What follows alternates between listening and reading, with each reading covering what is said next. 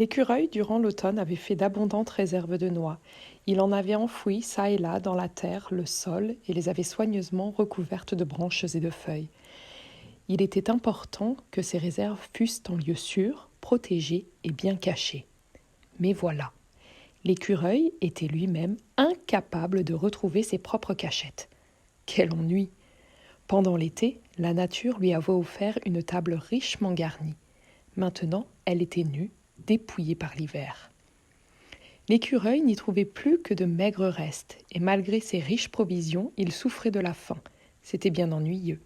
Il n'avait plus qu'une chose à faire, une chose qu'il n'aimait guère. Il lui fallait s'aventurer vers les demeures des hommes en quête de quelque nourriture. C'est ainsi qu'un jour, l'écureuil fut témoin d'une bien triste scène. De pauvres gens avaient frappé à la porte d'une habitation pour demander l'aumône. La maîtresse de maison vint ouvrir, les injuria et les chassa à grands cris. L'écureuil aperçut leur triste visage et en fut malheureux. De tout son petit cœur, il souhaita les aider. Si seulement il pouvait retrouver ses provisions. Il repartit en bondissant vers la forêt et se mit à chercher une fois de plus.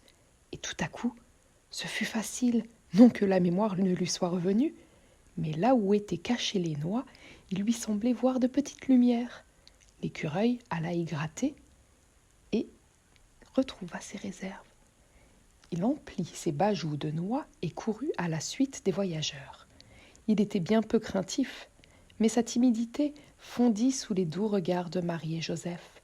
Lestement, il sauta près d'eux et déposa sur le chemin 2 noix pour chacun. Vous direz certainement, 2 noix, c'est bien peu pour un estomac vide. Mais ce qui est donné avec amour est toujours plus qu'il ne paraît.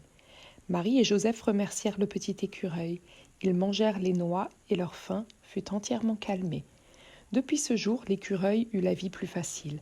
Lorsqu'il se mettait à la recherche des provisions cachées, le sol s'éclairait doucement par endroits et jamais plus ce petit écureuil ne creusa en vain.